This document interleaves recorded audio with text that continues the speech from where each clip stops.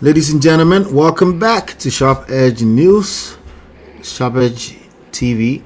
Hit the like button, share, subscribe, turn up your notifications so you're notified when we go live. Wike's Rainbow Coalition in Rivers. A consensus candidate, a Rainbow Alliance, and the minister's final play for the Brick House. The suspense in Port Harcourt has reached a fever pitch today. Reports are emerging that FCT Minister Nyesom Wike is finalizing its Rainbow Coalition, a cross-party alliance of APC and PDP structures designed to produce a single consensus governing candidate for next year's poll. While names like Kingsley Chinda are being whispered in the corridors of power, Governor Fubara's camp remains conspicuously silent on their own 2027 aspirations. We're seeing a minister who essentially controls both the ruling party and the opposition in his own home state. Is this a masterclass in political engineering, or is Rivers State being turned into a one-man consensus shop? We're going to get into this analysis, ladies and gentlemen. Again, hit the like button, share, subscribe, turn up your notifications so you're notified when we go live. And we'll be right back.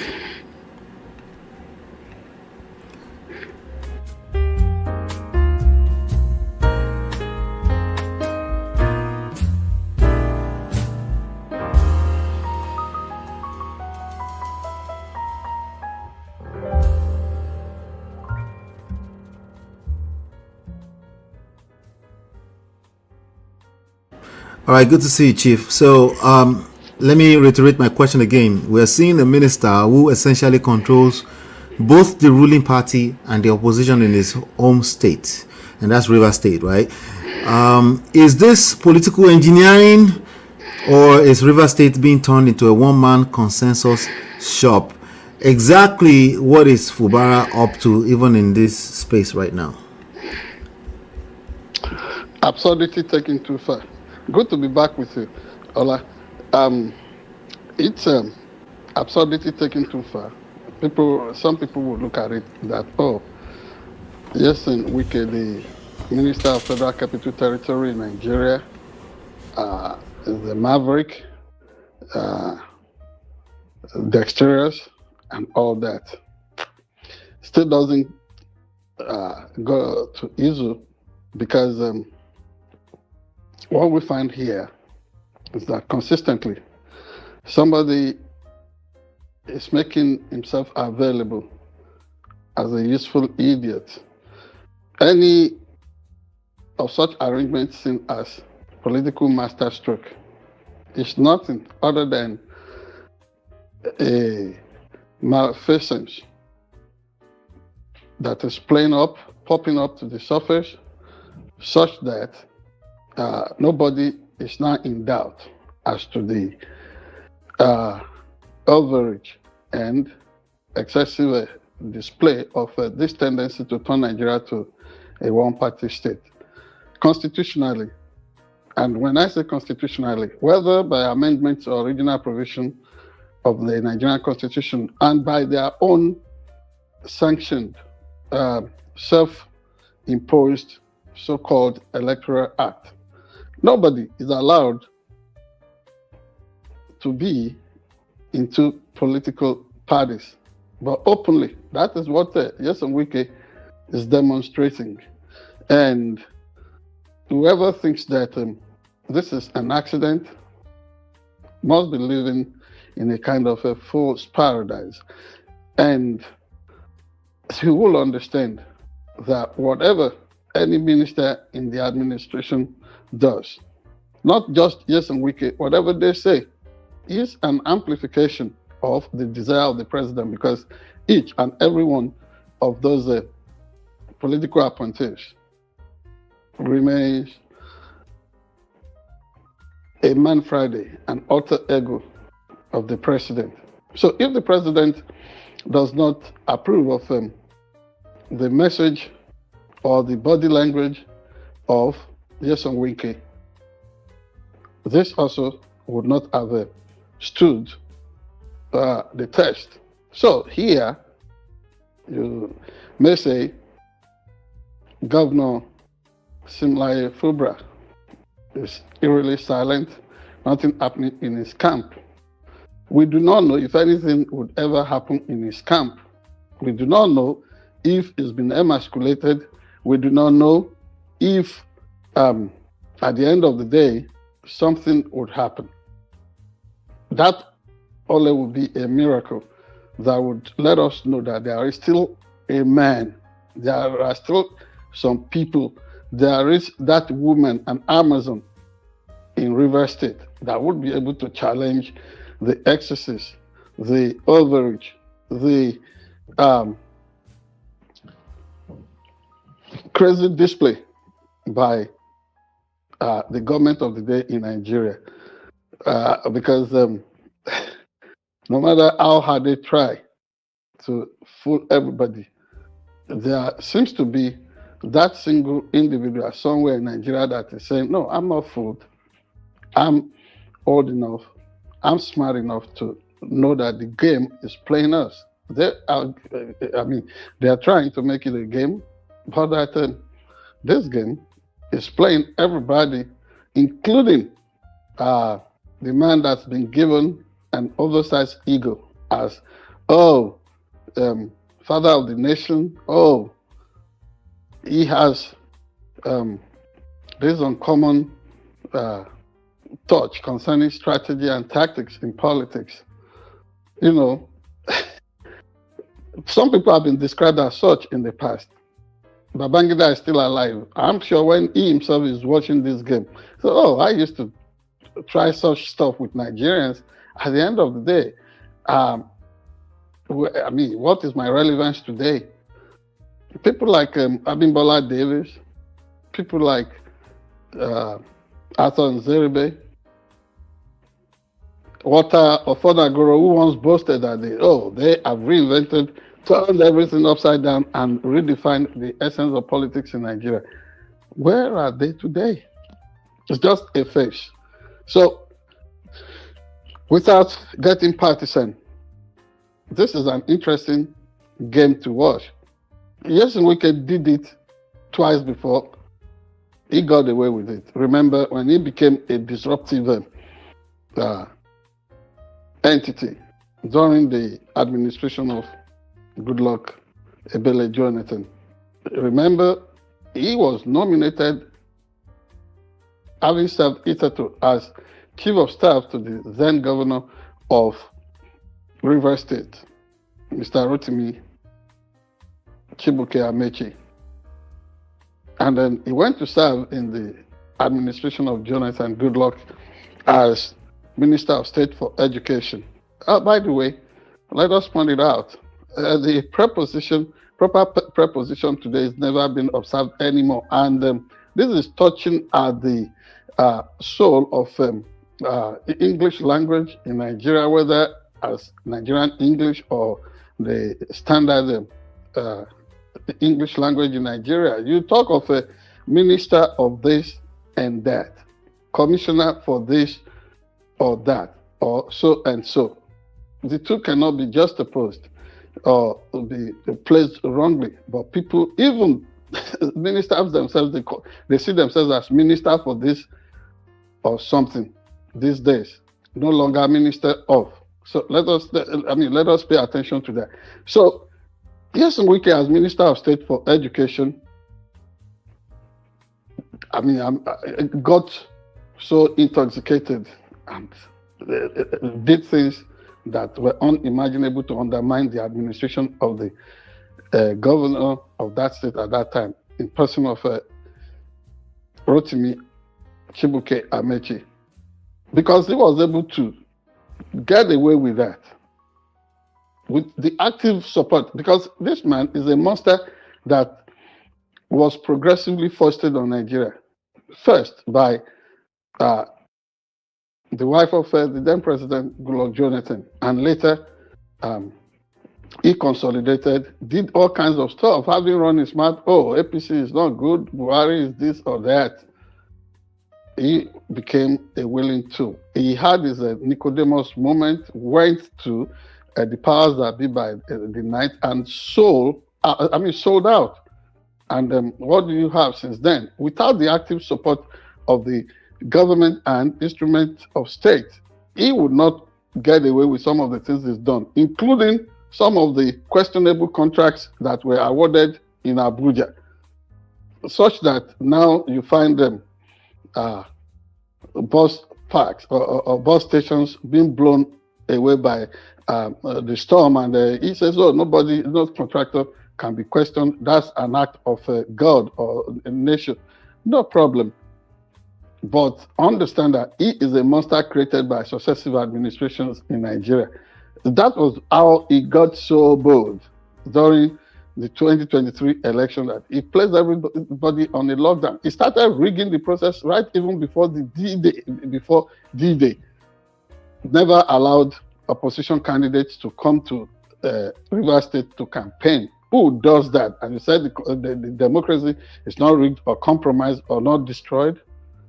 And now we have seen, we live outside Nigeria, but I hope Nigerians will understand that it's now a global village. Whatever is going on there is seen in record time, in good time by everybody all over the world. So to do this and play this hide and seek game as if, oh, nobody sees us, it's our internal affair. No, it's never your internal affair. And if you think, oh, there is some strong man behaving crazily somewhere out there, and that becomes a copycat for you, that is what you want to replicate, instead of you looking inwards and playing that omoluabi, what is known as the ethos of being a responsible person, a functional member of the society, and make sure that you evolve a model that everybody would applaud and say, oh, indeed, Nigeria is not a giant, it's a giant of the continent of Africa or of the black race. Instead of doing that, and all you can do is to continue to play that game that will suggest that, oh, you are the crown prince of Machiavelli. Not even Machiavelli will endorse some of the things that are being done by Wike. So at the end of the day, maybe that sleeping giant in Governor Fubara will rise at some point. We never can tell, and because we do not control any crystal ball. And even if we did, we don't have such a psychic possibilities to say that, okay, this is what is going to come out of this. This is the baby that this pregnancy, this situation, this looming development would place on our laps at the end of the day. But I think, and what every reasonable person should expect, is that there will be some person of great wisdom, intellect, courage, and reason that will rise in the land. And indeed, the people of Nigeria, the people of Africa, the people of the world will say, oh, after all, there is still a man in Rivers State in Nigeria. One professor, Jibril Ibrahim, I think a political scientist, has just done some beautiful work out there that captures the moment, the expectation, the loss of focus on what Nigeria's government and leadership should be preoccupied with. And I've had a strong debate with a friend in Ibadan this past 2 days. And what I was able to, and this person happens to be an administrator with an higher institution. And I love to just give this individual the clause of anonymity because of the sensitivity of the position she holds, and then the way Nigerian government officials try to mirror things, to look at things without any sense of appreciation whatsoever. What this person was telling me is that Nigeria is such a place with a dearth of persons who have their souls placed, really looking for the good of the nation and its people. If that could be attended to know that people should live for things that would be studied, things that would be appreciated for generations. I don't think Wike would be having one leg in one party and then the other in another. One leg in the ruling party, another in the opposition. To do basically what?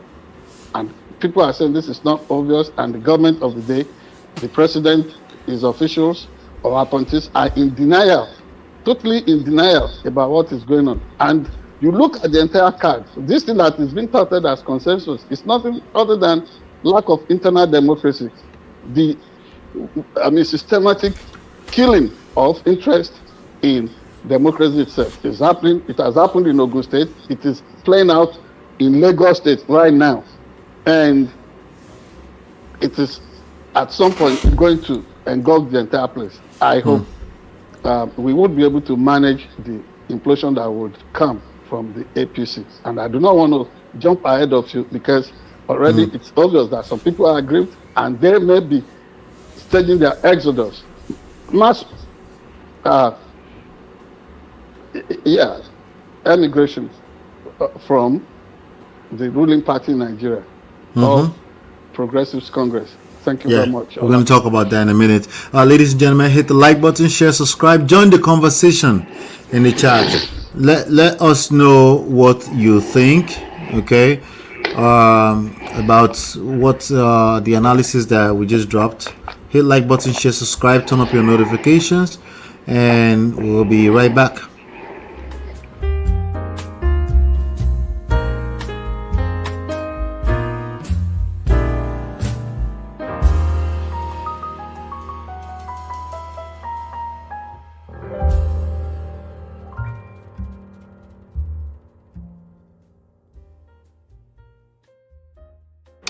All right, welcome back. Can you hear me, sir? Can you hear me, sir? Yes, sir. Yes, I can. Okay, so I can hear some other background noise. Is it like a wind or something blowing? I remember that was like that last week. Okay, all right. Let's just. You want us to attempt to cut that out? Yeah, if you no, it's okay. When you're talking, I don't seem to hear it.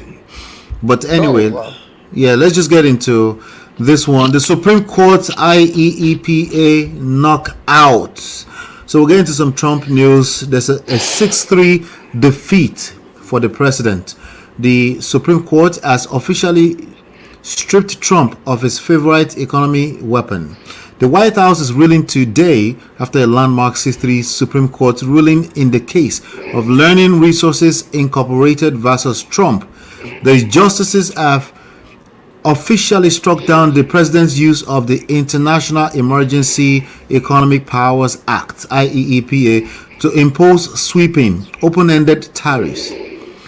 So, Chief Justice John Roberts wrote that the president cannot unilaterally impose unbounded tariffs under the guise of an emergency, while Trump has already fired back, calling the decision a disgrace and threatening to use Section 122 as a backup. The legal foundation of his trade war is in ruins. So, Chief, we've seen Trump bypass Congress for months. Is the last branch finally standing up to the president? Can we be hopeful here that maybe we're going to see some new orders, some new balance? You know, maybe back into how we're supposed to do things in the 21st century. Well, I'm not tickled to the same degree with you in expecting that, this is like some optimism. So I shouldn't raise my hopes up. Not so early. Okay. Or not so soon, because you never can predict the way things will swing. After all, they created him. I've been talking of the Frankenstein monster in politics, or monsters in politics, whether you're talking of Wike in Nigeria, or the lionizing of the Nigerian president, such that he's not seen as the lion of Babylon anymore in Nigeria, but the father of the nation. And the same attitude you find with the Supreme Court justices and their benefactor, Donald Trump, because instead of focusing on the serious job of interpreting the laws and being the guardian of the sanctity of the Constitution of this country, what they virtually handed a palm victory or a victory palm to President Donald J. Trump. Since they said, oh, he could do certain things in his realm as the president, creating through such a concerning ruling in the past, a presidency that is imperial. Whatever they are doing at this moment to rein him in by way of this a 6-3 defeat for his pretenses to use trade tariff recklessly and arbitrarily and in a whimsical and capricious fashion over the last year plus. It would look appropriate, but there are still other questions, before the Supreme Court justices. But let me say that this is a well-earned victory for American consumers, because this is actually, in the final analysis, not a battle of ideas, not just a battle of ideas between President Donald J. Trump and other countries of the world, say like China, Canada, and so on and so forth. Even before the Supreme Court justices rose to the occasion, you find out that a country like Canada had taken a stand that, look, we are not even going to continue to pretend that we are like the wishful 51st state of the United States of America has been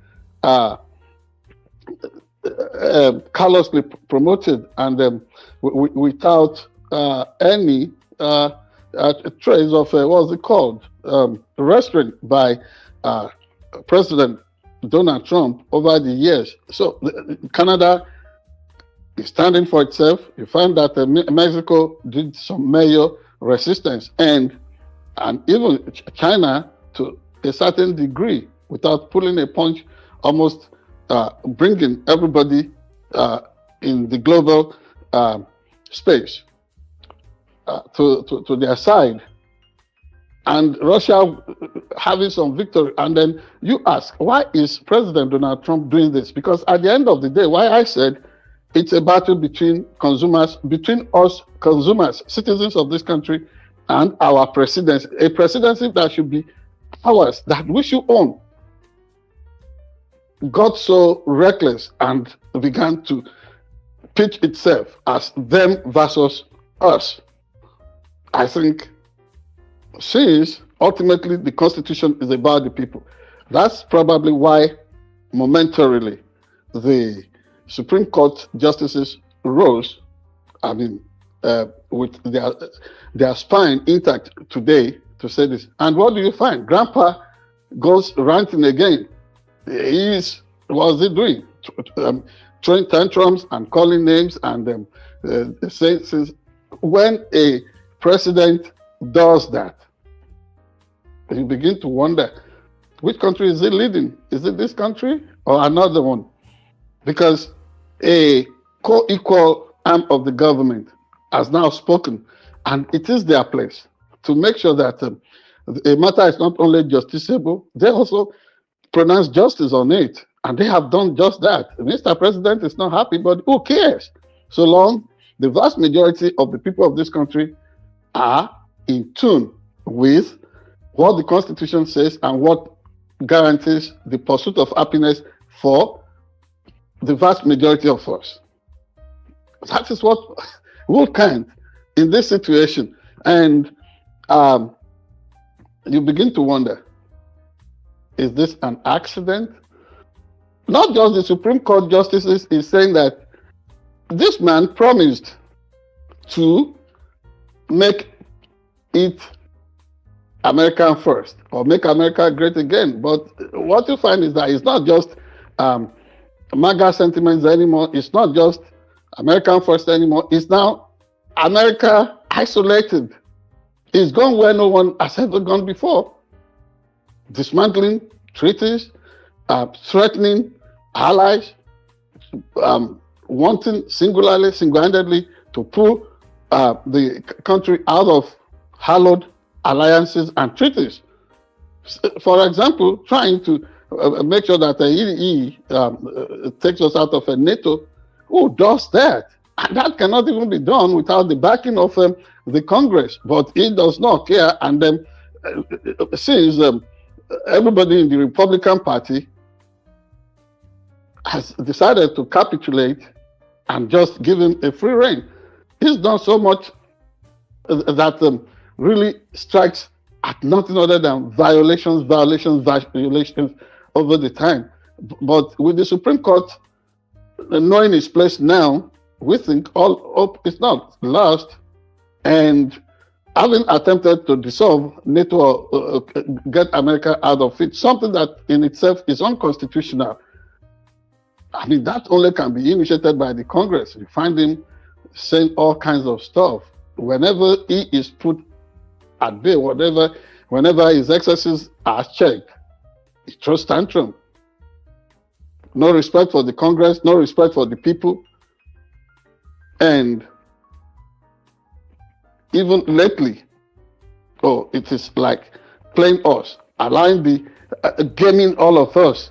He was the one who said, we're negotiating with Iran.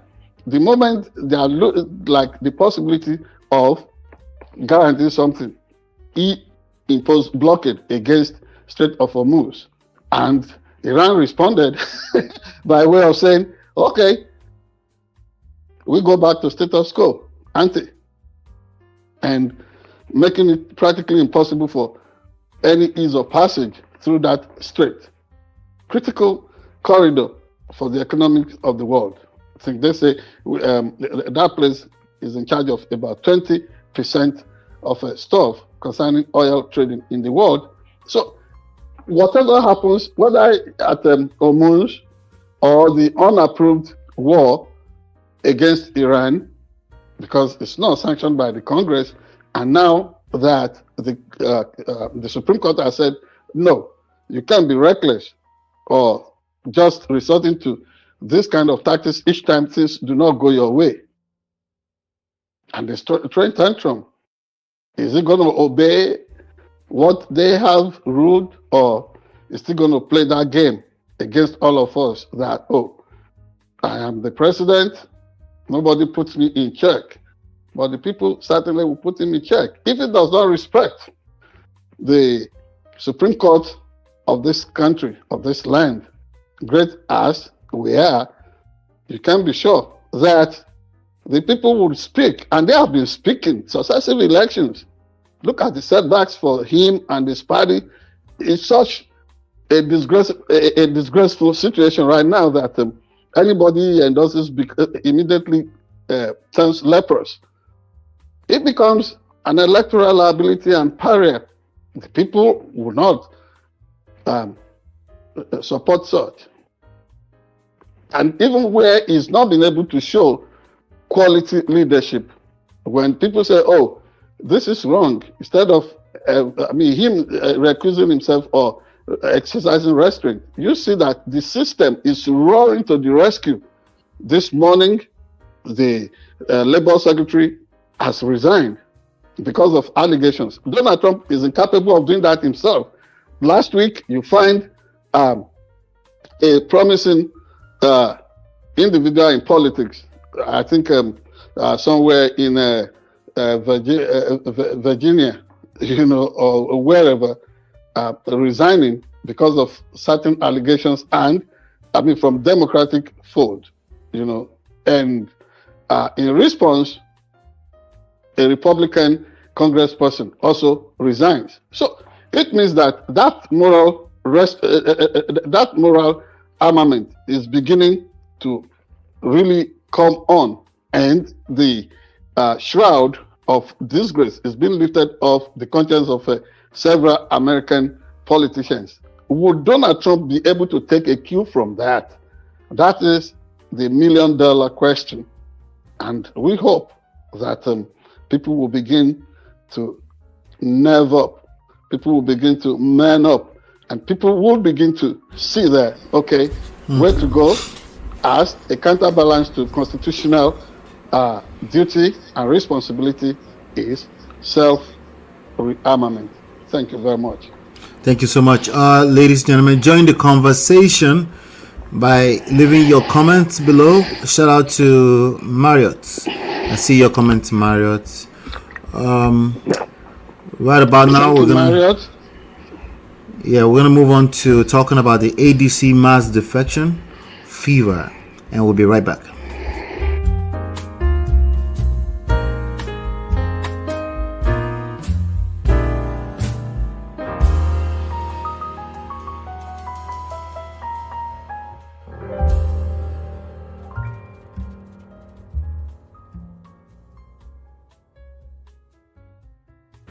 All right, the ADC mass defection fever. The sinking ship becomes a mega force. Why top politicians are suddenly dumping the APC for the ADC. While the APC is busy planning its national convention, the quiet revolution is happening in the opposition. Just this weekend, reports confirmed another wave of high-profile defections to the ADC, African Democratic Congress. Analysts are calling it the ADC fever, as politicians who feel squeezed out by the APC's consensus model are flocking to the ADC as the new third force for 2027. This comes as the State House issued a stinging warning to the ADC to stop reckless allegations against the new Electoral Act. The ADC says they are gaining 50,000 members a day, as we reported last week, and the APC is already calling them irresponsible. Is the ADC officially the new PDP, or is this just a temporary shelter for those who lost out in the APC primaries? Give us the sharp edge, sir. Thank you so much, Ola. I could not help some what's it called, side giggles when you were mentioning the exodus into ADC, and you were given some perspective on that from the report that you read. And it's a well-deserved situation. It was expected. Remember, months ago, I told you there will be self-implosion within APC if the whole thing is not managed. And the fear is that people who fail to imbibe certain lessons of history would always, like past political thinkers taught us, they would always repeat the mistakes of history. See, whether you are considering the failure of Nigeria's first republic, a promising moment for that matter, that was missed by everybody because of reckless rascality and unbridled intolerance of that time and period. Or you thinking of the unmaking, the tragic unmaking of Nigeria's Second Republic, 1979 to 1983, is a familiar thought. It's a road that Nigerians have traveled. The road ought not have been taken, but which we traveled and ended up as Waterloo, as disgraceful defeat, not just for the consciousness of the nation, but also past experimentations concerning political evolution in Nigeria. And why do I say so? This thing they call consensus is nothing other than the mentality of Oloyeti Sobe, Baba Sope. You know, if we translate that, the big chief has spoken, has pronounced it, and the big man in the house. You know, let me just transliterate instead of translating Baba as the big man, because Baba ordinarily will mean father.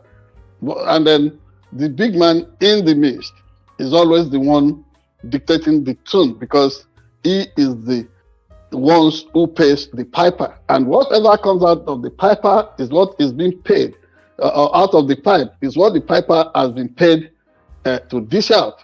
And so in this case, my mind goes back. I was a developing child, but I was politically conscious to the point that I remember the Unity Party of Nigeria in Ondo State having its primary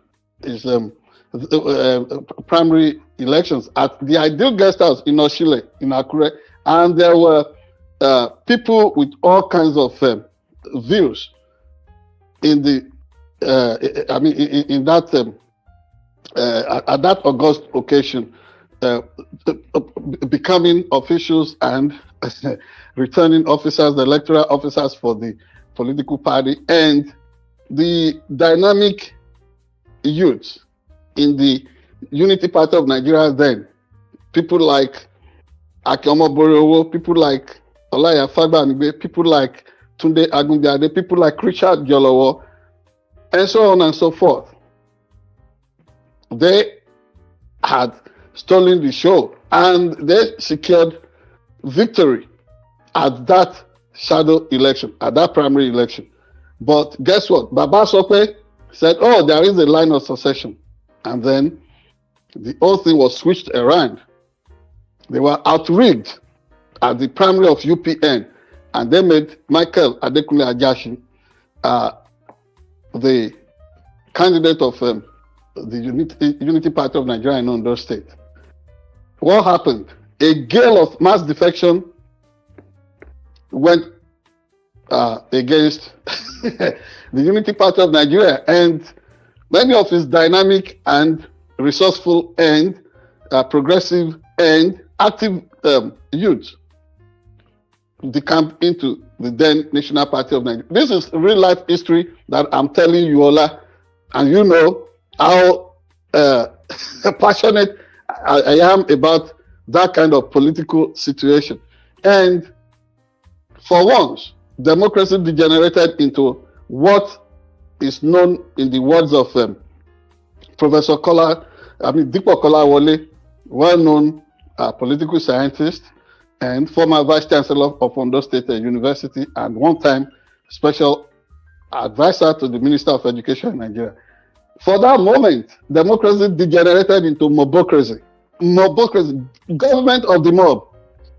And there were killings, live incineration of people who hitherto had been relevant in the development of Ondo State, in the development of Nigeria. And that was a major prelude. That's one day malady in the land of the Deji, in the land of Akure, August 16, 1983, was a major prelude to the coming back of the military, December 31st, 1983. I pray that this runaway ambition of one person to master control. Nigeria is not Uganda. Nigeria is not Cameroon. Nigeria is not all those banana contraptions you call countries around Africa. People have tried this in the past. It did not work. Democracy suffered serious setbacks because of that. Even look at it up to the time of Ibrahim Babangida against June 12, against MK Abiola, the usurpers like late Ernest Shonekon, late Sani Abacha, all of them, their Wellingtons were swept away by time and the tide of politics. So this movement calls for caution, mass defection into APC. So if people are now moving out of APC, it is a familiar development. We have been through this before. Just that poetically captured, we would not anticipate that it will be like this again. But if you keep repeating the same foolish stuff over and over, does it not show a sign of something that is bordering on the use of Kolo or reading from the book of, of Colossians? Anyway, it's called weary, madness, or lunacy in Nigerian parlance. So, what this moment calls for is that people should be inward looking again, introspective, and look at the laws. The so-called Electoral Act, the amendments thereto, should be examined. Is this really working for the good of the Nigerian public? Can people really study this presidential system properly? In America, where the thing was borrowed, way back from 1979 up to the present moment in Nigeria I'm talking of, you see people making party primary so open. It is so transparent. You can even go and vote in the primary of Democratic Party, even as a Republican, but also as independent. Because it is an affair for the people. Let the process of whoever is going to represent the consciousness and the spirit and the constitution of the people really be open to everybody to pick. What is this consensus thing? Imposition. Lack of internal democracy, and everybody is watching. Oh, they say it is homegrown democracy. Homegrown democracy indeed. What an irony. And so, as we proceed, it would look like ADC is gaining, but we're expecting within the next 24 hours or thereabout some Supreme Court pronouncement in Nigeria. Whether ADC will be on the ballot or not, we do not know. The challenge coming from David Mark and anyway, thank God there is a fallback position. It looks like PRP, the People's Redemption Party, that has been around for almost 74 years in Nigeria, starting first as the Northern Elements Progressive Union in 1954 or thereabout. The party that was midwifed by the Aminu Kanos and the Talakawa followers of this world. A party that has always, played the political phoenix, rising from his arches where military would strike, everything would happen. This party would always still rise. The People's Redemption Party in Nigeria seems to be coming to the rescue. Is now offering, I think, through its new chairman, one-time political advisor to President Bola Tinubu himself, but who is now the chairman of the party. But he does not have any sympathy, no kind words for the failures or so-called weaknesses or setbacks of the current administration in Nigeria, and is offering this open platform. Oh, everybody, if they are not allowing ADC to skate through, he wants everybody to come into PRP.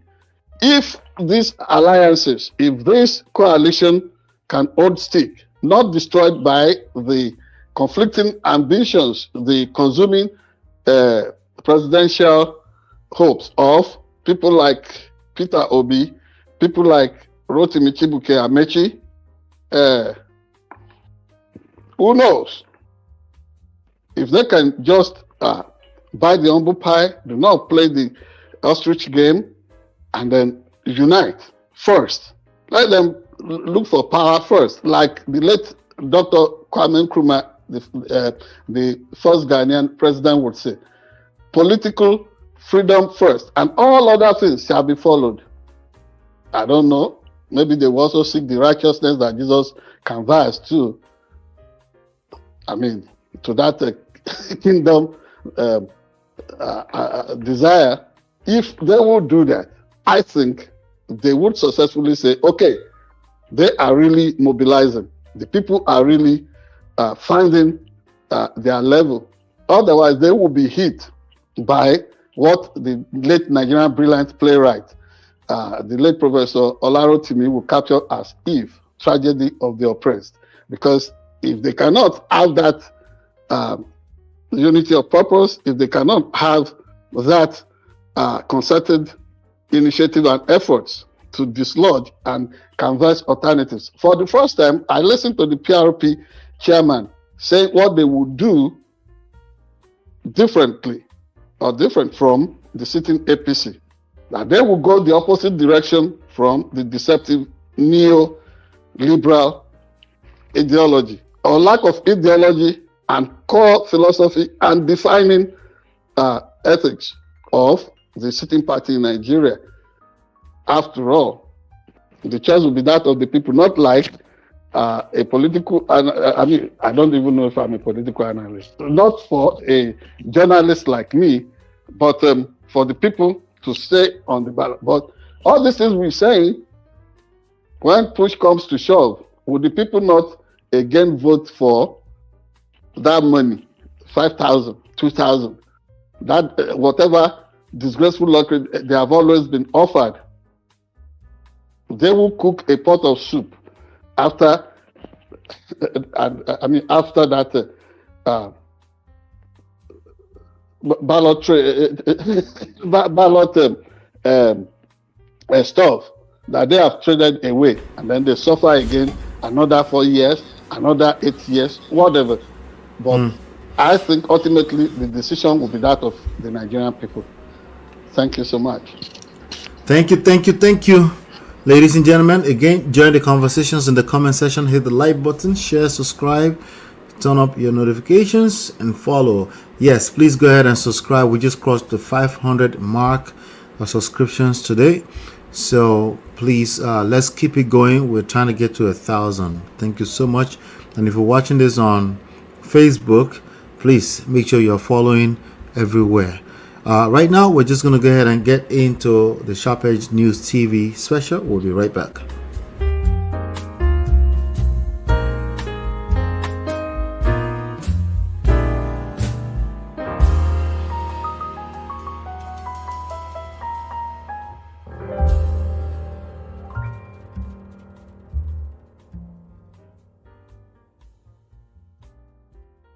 Ladies and gentlemen, it's the time for our final leg of the hour. Let's welcome back the publisher, editor-in-chief, and High Chief Oladimeji Abitogun for our concluding dialogue.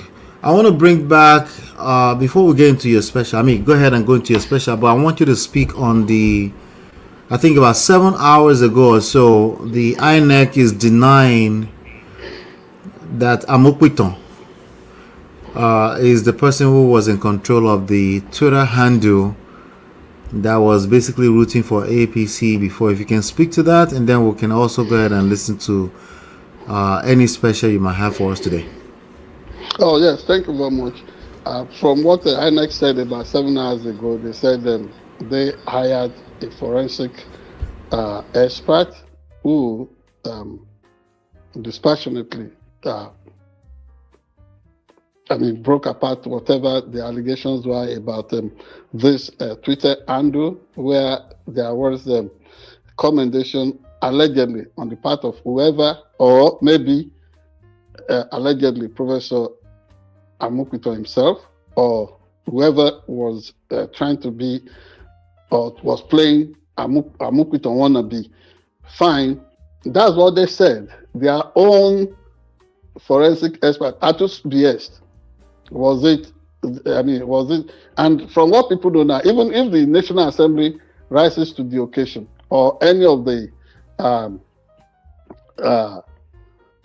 what you call it, these anti-graft ZAS organizations in Nigeria, whether ICPC, which is the Independent Corrupt Practices Commission, or EFCC, Economic and Financial Crimes Commission, or the Code of Conduct Tribunal, whichever, or do other some duly constituted processes.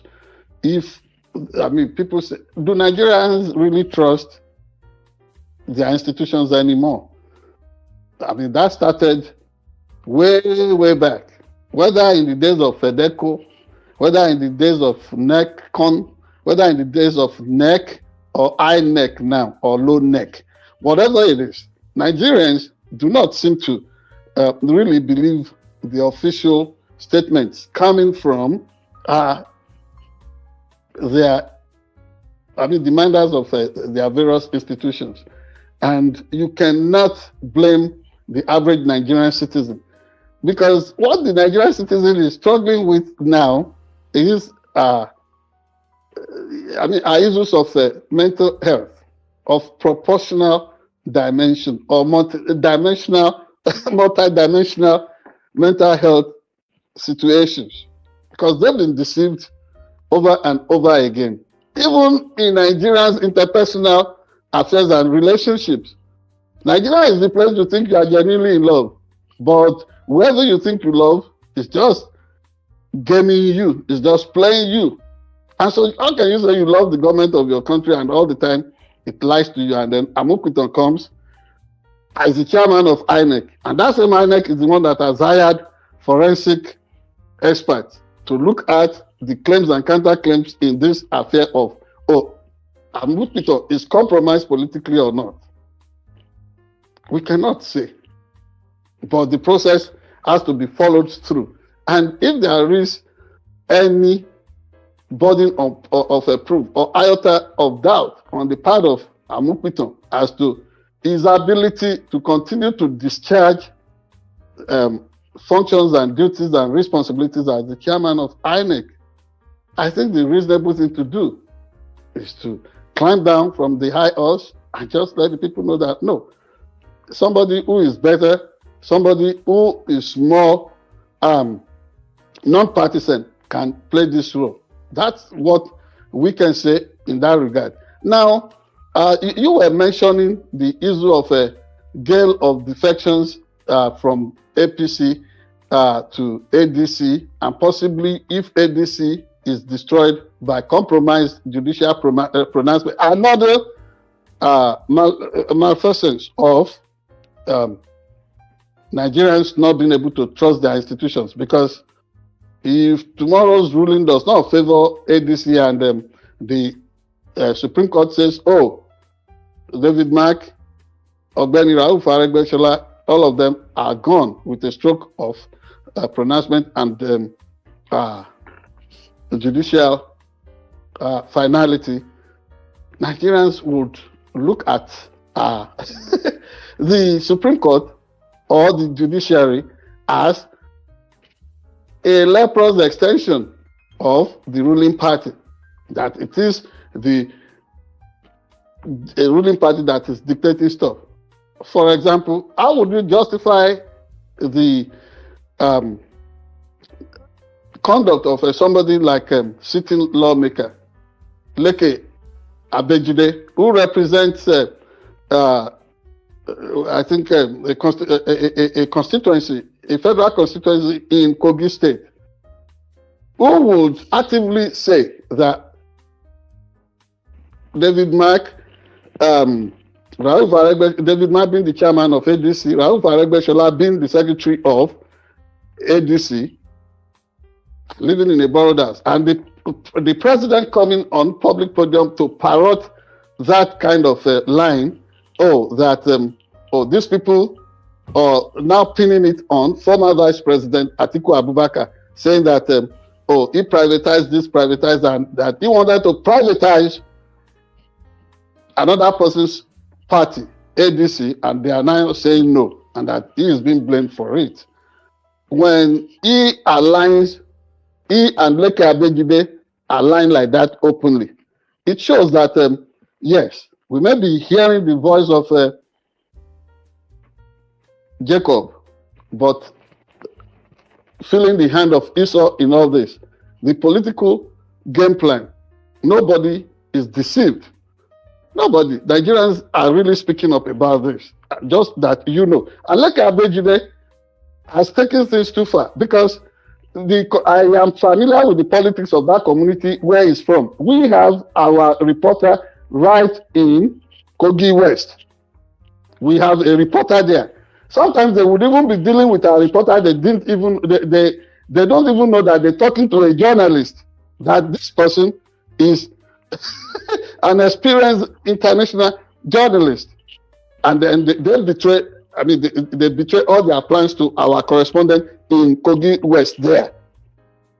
You know, Leke Abejide went to team up with Governor Ododo and people like Kisley, the commissioner for, who's been the commissioner for information in that state like forever. And what did they do?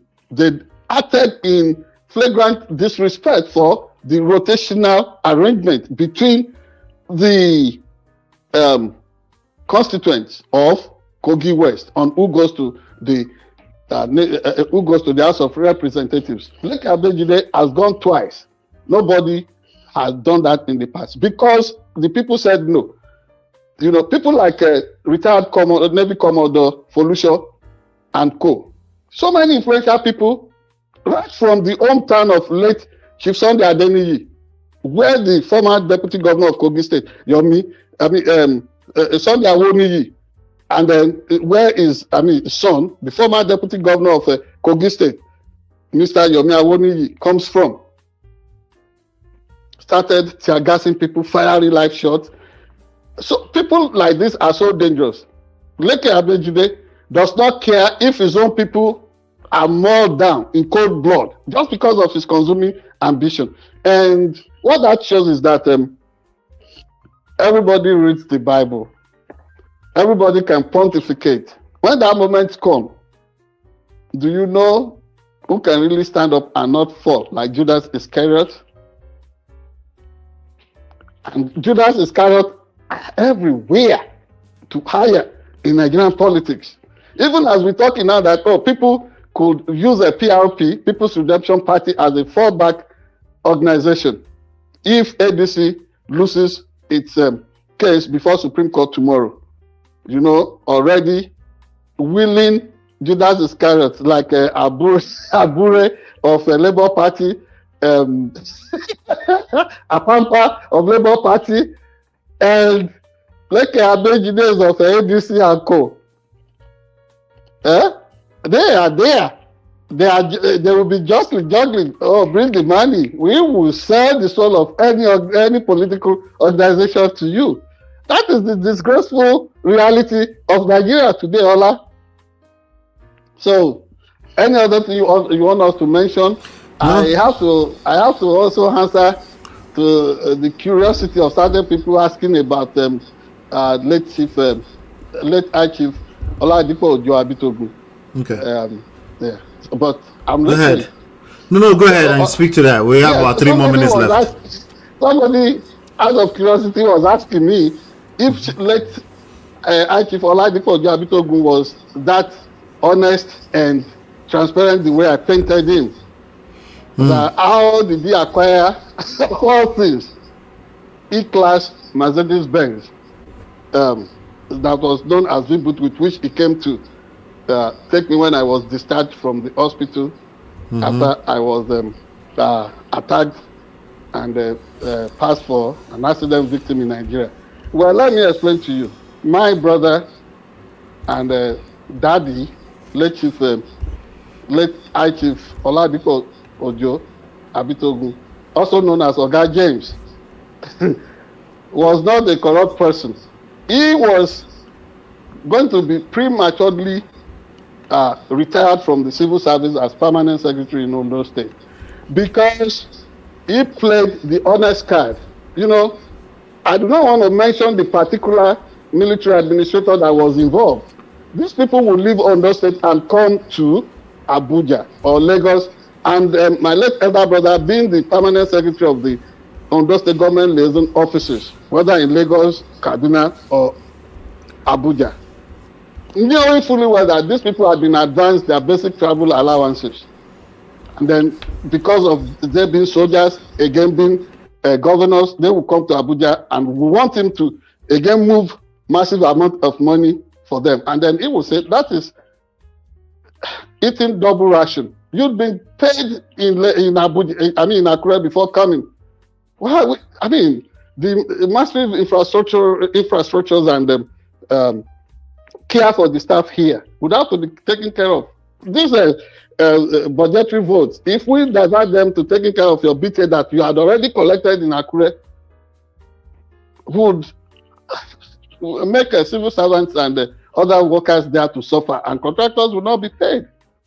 So when this individual was going to retire, was going to hand over, he indicated it to Baba Adefarati that Chief Abitogun, the way he was painstaking, the way he was looking into every details, would be dangerous to be kept in the bureaucracy of Ondo State. And so when Adefarati came, he made the mistake of retiring Chief Abitogun, so decided to go to court. And others that were prematurely retired alongside as permanent secretary, like the late Oga Lawrence George, and so many, Baba Lawrence George, daddy to all of us too, from Mobile, and so many others. They rallied support, and Chief Abitogun was the arrowhead of that onslaught. The governor then knew that Ondo State could be rendered bankrupt, could be in big financial dire straits. He decided to negotiate for out-of-court settlement. Each of them was paid 7 million naira. That was how my brother was able to get the money to buy a Z-Class. And he bought other things to corroborate his business. And in business, I operated a little with him because he had this business outfit known as Lotog House of Business. With that, I discussed with him. We would need to get some federal contracts so that the profile of that company could rise. And that was what we did. So we were so close, and other people, like his good friends, like my former principal and benefactor and hero, Daddy Emmanuel Dupe Ayodele, would testify to that. People like his good friend, bosom friend, Chief Maggie, who is still alive, and Apoy Arubu, Agadagba Chief, retired permanent secretary, would testify to that. He was above board, he was kind-hearted, he was good-natured, he was generous, and I mean, so many people, but he assisted so many people, not members of his family, not just to have opportunities of going to higher institutions. When he was member of governing councils of whether the then Ondo State University at Ado-Ekiti, whether as a member of governing council of Ondo State College of Education, now Olumilua University in Ikere-Ekiti, whether as member of governing council of Ondo State Polytechnic, now Rufus Giwa Polytechnic Owo. He assisted, and when students went on riot or demonstrating and they were to be dismissed anyhow, Chief Abitogun had that compassionate side of him that made sure that nobody was wrongfully rusticated. And so many people were able to get employment in the civil service because of him. So it was selfless. People like Baba Otumba Fashawe, all of them, the late Governor Segun Agagu, the former governor of Imo State, Ajike Udewa, all of them were weeping profusely because Abitogun late Chief Oladipo Abitogun used his influence and position to benefit people. Make sure that Nigerian constitution meant something. That is his legacy. And just when he was focused on now taking care of his children, members of his immediate family, that hand of cold death struck. Like I said, we missed him, but we will keep his ideas going. You want to know more about him? Look for his poems, look for his memoir, look for other things and talk to people about him. He was a selfless person. Same for late Oladimeji Abitogun and those two grandchildren of High Chief Oladimeji Abitogun who died with him in that accident would have become somebody too. So we honor their memory, and even his late driver. Thank you very much. All right, thank you so much, everybody. Hit the like button, share, subscribe, turn up your notifications. Hopefully you've been enlightened, educated. Hit the like button, share, subscribe, follow, turn up your notifications. We'll see you on the next one. Take care and God bless.